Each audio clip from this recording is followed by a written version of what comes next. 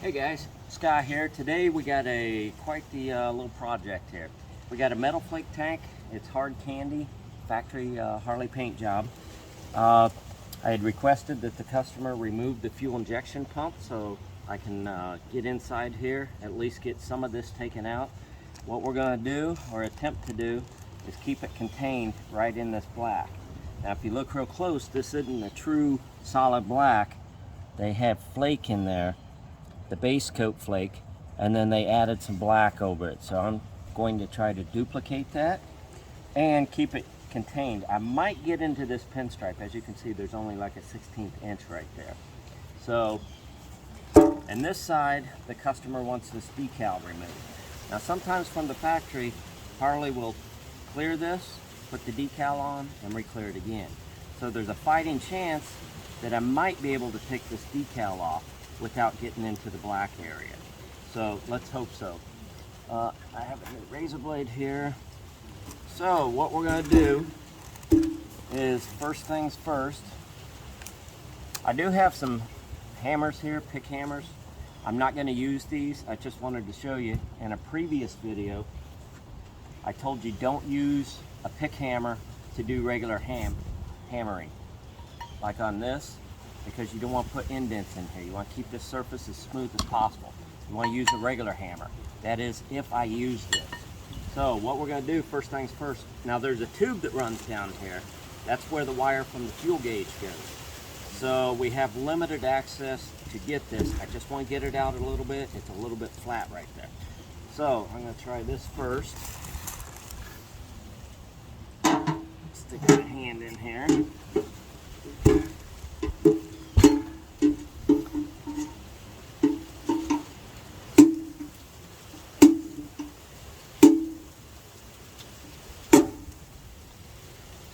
Got it out a little bit.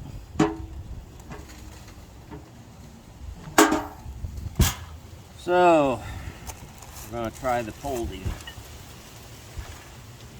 Like in a previous video, my most recent video, I use the table as a dolly. Now you want to make sure you hit the right area, because if you don't, and you hit this metal flake area, the blue, it's going to crack it, and then you're going to end up doing that. So I just want to get this out a little bit. Regular hammer for this. Just give it a good whack.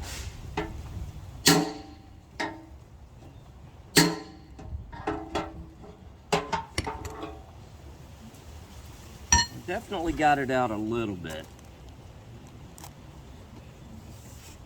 Okay, what we want to do is preserve, or like I said, to attempt to preserve this. So normally I just use 1.5 inch regular masking tape, but here I'm going to use some duct tape. Sticks good.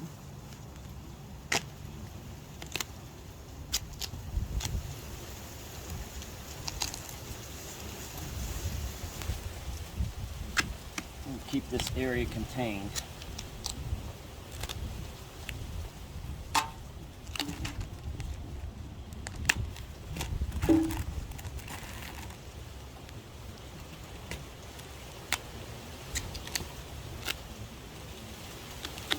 Okay, then what I'm going to do, take a mini grinder. I wouldn't suggest a 5 inch, just a little mini grinder. And carefully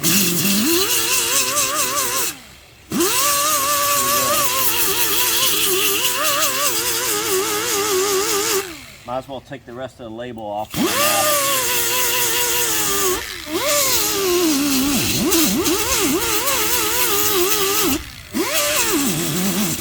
Try to even get the low sections here. Now this is not deep enough, plus we got it out enough. We aren't going to use Everglass or glass. We're going to go straight to Bondo.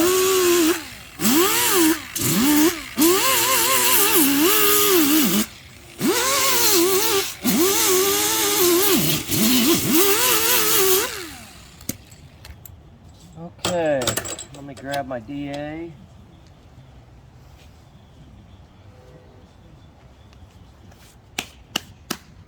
Okay, I'm going to use a piece of 80 grit, sticky back. Like in a previous video, I mentioned that we want to feather this area out.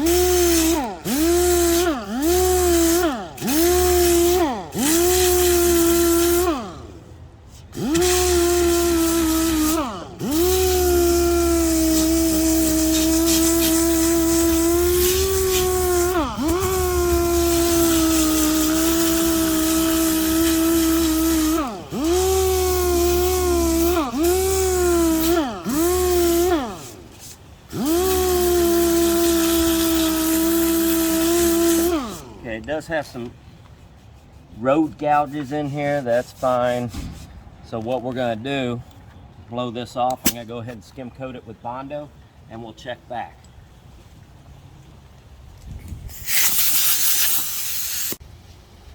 Okay, I think I'd like to show you a quick tip here. I got a little chip right here, so I want to get that out. All I'm going to do is just hand sand it.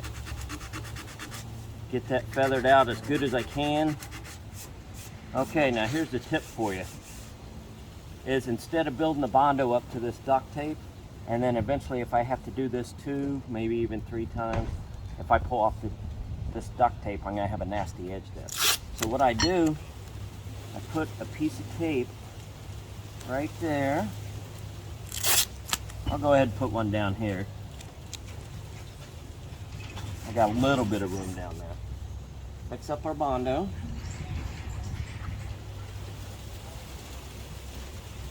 I use this quite a bit when I'm close to like a molding or glass, a gasket, like a glass, gasket. So this works great. So mix up your Bondo real good. As you can see, I'm stirring. Don't take it and flip it over like this. It fills up with air pockets. Stir it. You can even use a paint paddle. That works good. Just stir it and then use your Bondo spreader. Okay, we're going to smear this. The smoother you get this, the easier it is to sand. And try to build it up.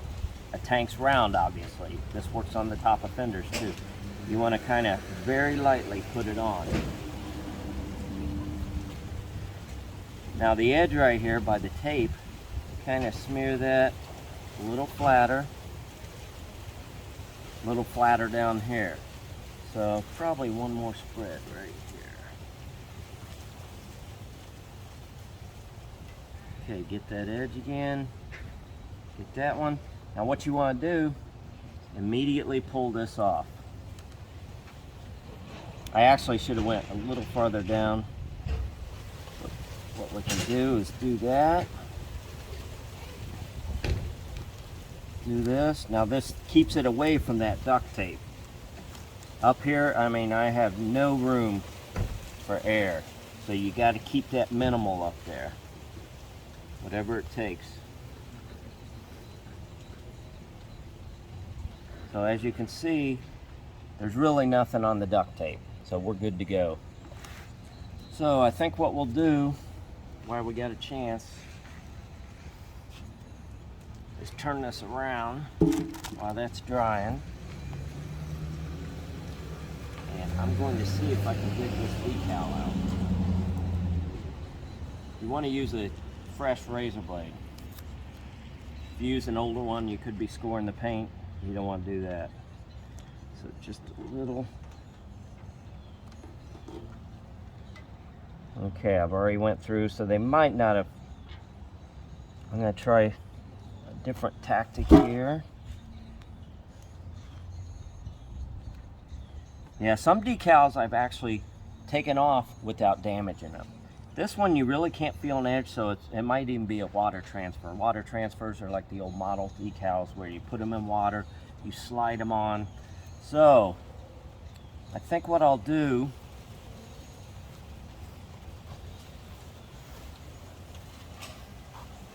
I'll grab a piece of 320. We're going to try to carefully sand this off.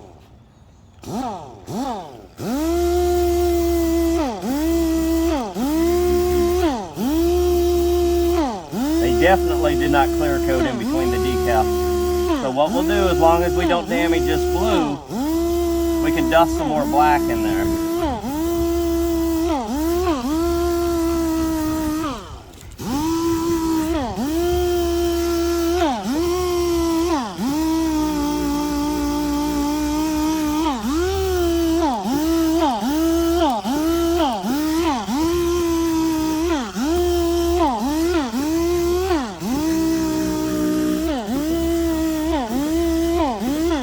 Yeah, if this was clear coated underneath the decal and over the black and flake, it'd be money. Would be excellent.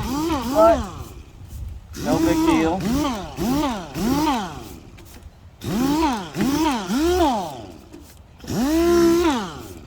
Okay, we got that off. So I think we're good. By the time we're gonna feather that out a little better with just wet sand. Again, I'll put tape around here. I'll feather that out a little better. And I may dust some blue flake on there since I got to do the other side anyway. I was hoping there was clear over that, but it doesn't look like it. So go back to this side. It'll cool out today. So we're going to let this harden a little more, and we'll be back in a little bit. Okay, so what I've done here, guys, I went ahead and blocked this out. And when I block bodywork on the side of a tank, you get a lot of these dents if you start digging into motorcycles. Dents on the side here, it's not flat. So what I do is work the edges. I build it up like I showed you. I work the edges. Starting with this one, I started with 80 grit. And then I work the center. One other thing you want to make sure you use is a softer block. There's a black side, a gray side. This is a brand new one, not even used, so it's part number SB-1. I'll put a link below. Made by, I thought it was 3M. It says Motor Guard on here. I didn't realize that. So anyway, I use these a lot on the motorcycles. Pretty much fenders, they get around good. You want to avoid a hard block, because when you run a hard block over here, obviously you're just going to end up with a flat spot. I only coated this the one time that you saw, and this is icing on top of that to fill any pinholes and take care of the rest of it, you know, shape it a little bit more. So as you can see, there's no duct tape on here. And the reason there's no duct tape is because I used that against the edge. When I smeared this, then I pulled the duct tape off instead of adding more tape. So, and the reason I pulled the duct tape off too is sometimes you end up with the problem, doesn't happen often, but with the Harley, they got so much paint buildup on some of these. If I left it on too long, I feared that maybe I'll be pulling off the clear. Candy, if it's candied, I think it's just blue flake, but you could be pulling, you know, paint off, and you don't want that, because that would be a huge problem. And it does happen. As you can see, I got a trike fender over here. This is a factory paint job. It's on a trike. And the customer had a vinyl protector on there panel, and he pulled that off, and it pulled the paint right off. As you can see, the fiberglass, or the, I think it's fiberglass, maybe ABS, wasn't even sanded from the factory. And as you can see, the paint is just super thick on this thing. So some of it blew off. Now we're gonna have to strip it, so that's a mess. So I didn't want to fear that. So now I use the 1.5 inch. I just lined that up against there since this coat was so thin. So what we're going to do, we're going to pull this off. This is very important and a great tip for you guys when you work real close. You can see I even got Bondo over on the pinstripe here. So, but the pinstripe has not been sanded yet. So I still have a little bit leeway here, but I'm still going to protect it one more time here. Should probably use 3/4 right here, but we'll use 1.5 inches since I got it handy on the bench here. Sand here, this, since it's shiny, this flakes right off, so no big deal there. So what I'm going to do is start with 180 and just hand sand this edge. I've done this several times where you just very close to a pinstripe and you're trying everything. And same with the decal too. Sometimes you want to save a decal and the crease is right up next to it. you can use this method that I just showed you using tape. Smear the Bondo or the icing, pull the tape off, put a new piece on there. Just keep working it. Don't keep building up the Bondo or the icing, because you want to concentrate on keeping this edge as thin as possible. And I did tell the customer too that that crease was only less than 1/4 inch away, 3/16 away, something like that. So I did tell him there might be a very slight crease there, but it saved him some money too. And hopefully I don't run into a mistake. Okay, we still preserve the stripe there. So I'm going to switch to 320 and baby this thing.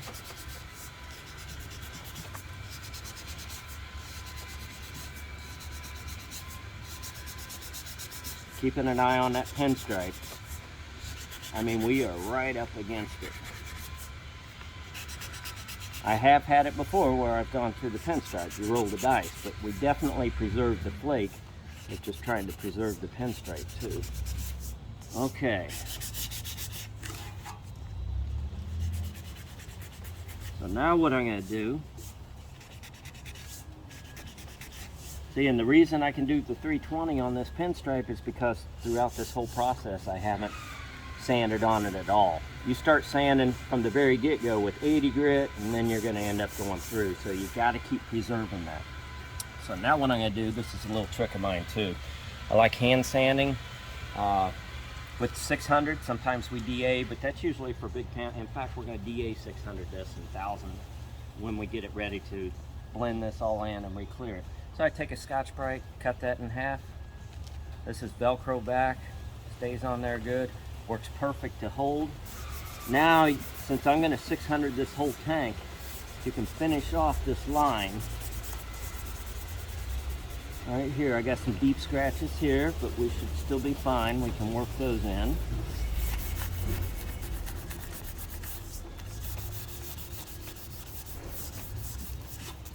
You want to make sure the area around the primer, I'm going to 2K prime this. I'll show you a little trick that I do when it's real close to the edge, or chrome, or moldings, gaskets, pinstripes, whatever. Show you a little trick when I 2K prime it too, because you guys know that 2K prime is fairly thick. Oh, yeah, you want to make sure it's all scuffed around there. So we're going to sand it anyway. It's not perfect, but it'll feel good. We're going to spray this area. The customer's going to put on emblems anyway. So most of this is going to be covered, but I'm still going to put the flake in there, and then we'll dust some black over there. You may not see this on the camera, but if you look real close, the edge all the way around is like a drop shadow, and the center is just a light coat of black. So we actually got this ready for primer. So I'm going to get it masked up. I put the paper on, fold it back, fold it back, fold it back. Make sure we don't get, we might get a little primer on this, but that's where the trick, the little tip comes into play. So I'll be back, and we'll be back in about 15 minutes, and I'll show you how to prime this. Okay, we got this in primer. I didn't want to show you guys the boring thing. It's just sitting here priming it, letting it sit, prime again. So the tip I wanted to show you guys, you can see how I rolled the paper back. But being this close to the pinstripe, you're going to have buildup. Now you can use this pretty much on any area that you do. I've seen some guys have a little dent and they'll put paper around there and they butt the primer up against there. It just makes a nasty edge, and to be honest with you, that's hard to get out. So here's what I do. So you can see I used different tape. I wanted to finish this off on the pinstripe. So I just finished this about 3 minutes ago. So take a little lacquer thinner. Like I said, you can use this pretty much on, you know, anything, on cars, motorcycles. And I killed this edge a little bit because it was so close to this pinstripe that you do get a little edge. Also, when I made up this primer, it's 411. I actually over reduced it, and I concentrated on making sure that the center got more than the outer edge. You just got to all the way through this process, you got to make sure you keep this edge thin. So if you don't, it's going to bite you in the butt. So I take the lacquer thinner and I wipe this back.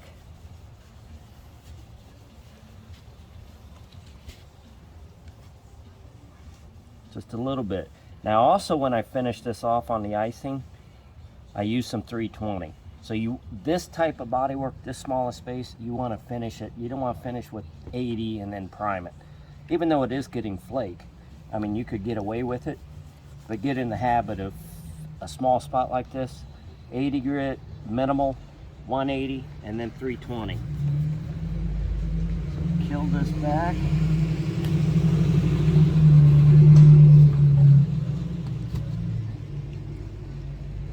As you can see, I almost got a 1/16 of an inch of an edge there. So we are good to go with this dent. I think it came out very good. We're going to make this into a two-part video. This will be part one, showing you how to do the bodywork and the priming and some tips along the way.